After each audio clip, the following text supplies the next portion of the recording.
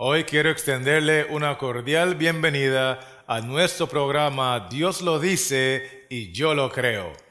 La pregunta del día de hoy dice de la siguiente manera: ¿cuál de las dos leyes, la moral o la ceremonial, tiene que ver con derramamiento de sangre? Manténgase conectado, regreso pronto.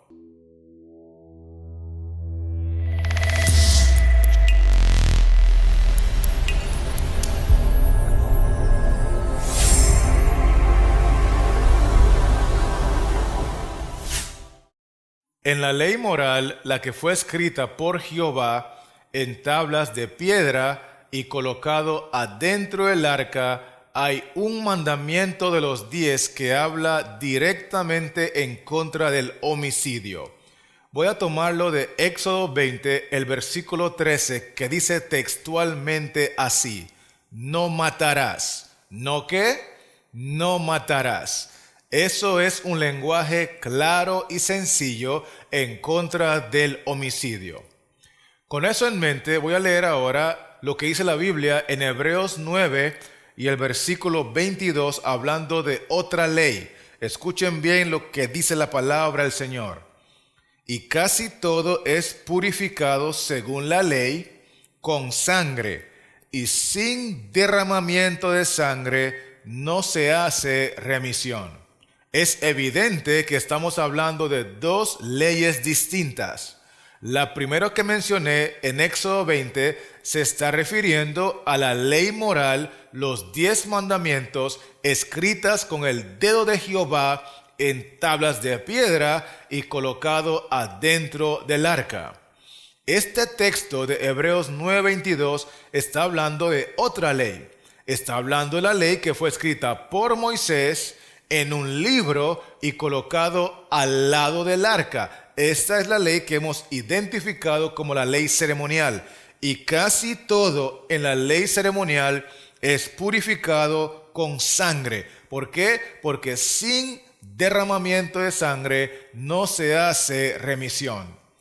Por eso en el mismo capítulo 9 de Hebreos, el versículo 13 y 14 encontramos lo siguiente: porque si la sangre de los toros y de los machos cabríos y las cenizas de las becerras rociadas a los inmundos santifican para la purificación de la carne, cuanto más la sangre de Cristo, el cual mediante el Espíritu eterno se ofreció a sí mismo sin mancha a Dios, limpiará vuestras conciencias de obras muertas para que sirváis al Dios vivo. Lo que el texto está diciendo es que si la sangre de los animales que eran sacrificados en obediencia a la ley ceremonial tenían el propósito de otorgarle salvación, perdón por fe en Cristo a aquel que participaba de la ceremonia, ¿cuánto más hará la sangre preciosa de Cristo, que se ofreció sin mancha a Dios para rescatarnos de nuestros pecados? Es evidente que el contexto está hablando de la ley ceremonial.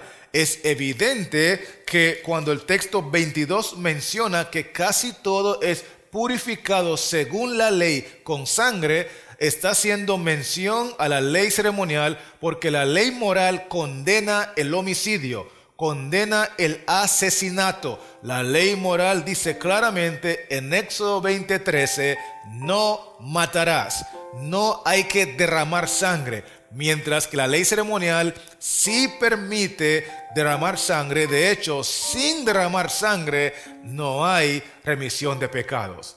Por eso quiero terminar leyendo ahora Hebreos 9, 19 y 20 para hacer un cierre respecto a esta pregunta. Dice así el verso 19: porque habiendo anunciado Moisés todos los mandamientos de la ley a todo el pueblo, tomó la sangre de los becerros y de los machos cabríos con agua, lana escarlata e hisopo, y roció el mismo libro y también a todo el pueblo. ¿Qué roció Moisés con sangre? Según la última parte del verso 19, roció el mismo libro. Pregunto, ¿en qué material fue escrito los 10 mandamientos? La ley moral, en tablas de piedra. ¿Y en qué material fue escrita la ley ceremonial? La que escribió Moisés con puño y letra en un libro. ¿Y qué es lo que él roció con la sangre de los becerros y los machos cabríos? El texto dice que roció el mismo libro y también a todo el pueblo, versículo 20, diciendo: esta es la sangre del pacto que Dios os ha mandado. Por lo tanto, para responder a la pregunta, ¿cuál es la ley que tiene que ver con derramamiento de sangre? Sin lugar a dudas, es la ley ceremonial.